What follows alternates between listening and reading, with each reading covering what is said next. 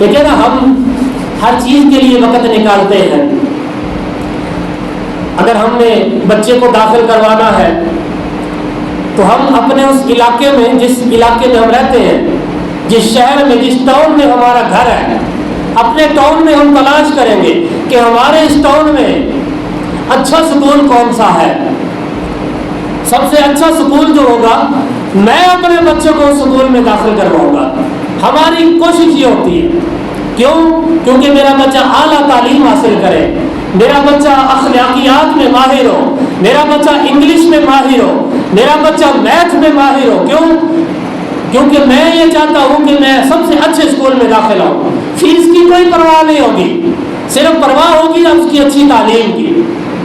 تو تب دنیاوی معاملات میں ہم اتنی کوشش کرتے ہیں، اچھے اسکول، اعلیٰ اسکول تلاش کرتے ہیں جہاں اچھی ایجوکیشن ملے، اچھی تعلیم ملے، اچھا معیار ملے، اچھی تربیت ملے. تو ہم ایسا اسکول تلاش کرتے ہیں، ایسا وہ ادارہ تلاش کرتے ہیں جہاں پر اچھی تعلیم ملے.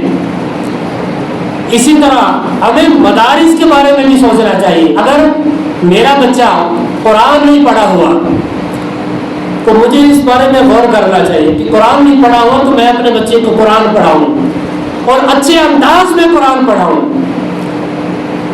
ایک ہے اس طرح عام روٹین میں قرآن پڑھنا، اور ایک ہے اچھے انداز میں قرآن پڑھنا، تجوید کے ساتھ پڑھنا، قرات کے ساتھ پڑھنا.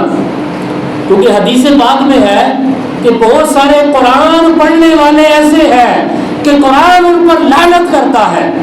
اب بندہ حیران ہو جاتا ہے، یہ کیسی حدیث ہے بھائی؟ قرآن بندہ پڑھے اور اس پر لعنت ہو، یہ کیسی حدیث ہے؟ حالانکہ قرآن تو ثواب ہے، قرآن پاک کی تلاوت کرنا تو ثواب ہے، ہر حرف پڑھنے پر 10 نیکیاں ہیں. یہ حدیث پاک میں بیان کیا جا رہا ہے کہ قرآن پڑھو گے تمہارے اوپر لعنت ہوگی. تو یہ کیسا مسئلہ ہے؟ یہ کیسی حدیث ہے؟ جی ہاں، یہ قرآن پاک کو پڑھنے کے حوالے سے نبی علیہ الصلوۃ والسلام کا، سرکار تو عالم کا فرمان عالی شان ہے کہ بہت سے قرآن پڑھنے والے ایسے ہوں گے کہ قرآن الٹا ان پر لعنت کرے گا. اب اس حدیث پاک کے تحت شارحین حدیث نے یہ لکھا کہ اس سے مراد وہ ہے کہ جو قرآن پاک کو غلط پڑھنے والے ہیں، قرآن پاک کو غلط پڑھنے والے ہیں. تو قرآن پاک غلط پڑھنا ثواب کے بجائے الٹا وہ گناہ کا باعث بن جائے گا. اس طرح بھی ہم نے فضائل سنے، احادیث سنے کہ ہر حرف پڑھنے پر 10 نیکیوں کا ثواب ملے گا. تو اگر غلط پڑھیں گے تو پھر گناہ بھی ملے گا. لیکن ہر چیز کو ہم سیکھ کر کرتے ہیں. کوئی بھی کام ہے تو ہم اس کو پہلے سیکھیں گے، ٹریننگ لیں گے، اس کے بعد پھر ہم وہ کام شروع کریں گے. لیکن اگر ہم قرآن پاک کو بغیر سیکھے اسی طرح نیٹ سے دیکھ لیا، دیکھا دیکھی اس کو تھوڑا بہت سمجھ لیا، پڑھنا شروع کر دیا، تو اس میں ہم غلطیاں کریں گے، اغلاط میں پڑ جائیں گے، تو ثواب کی وجہ الٹا گناہ ملے گا. تو کوئی بھی چیز ہے، جس طرح ہم یہ نماز ہم 5 ٹائم کی پڑھتے ہیں. اب آج صبح جو ہمارا درس قرآن پاک، اس میں یہ مسئلہ میں نے بیان کیا کہ جس طرح ہمارے اوپر نماز پڑھنا فرض ہے، نماز جمعہ کی ادائیگی لازم ہے، اس طرح دیگر ہمارے اوپر چیزیں فرض ہیں. تو جس طرح نماز پڑھنا فرض ہے، اسی طرح نماز کے مسائل کو سیکھنا بھی ہمارے اوپر لازم ہے. مسائل نہیں سیکھیں گے پھر گناہ ملے گا. غلطیاں کریں گے، ایسی غلطیاں کریں گے.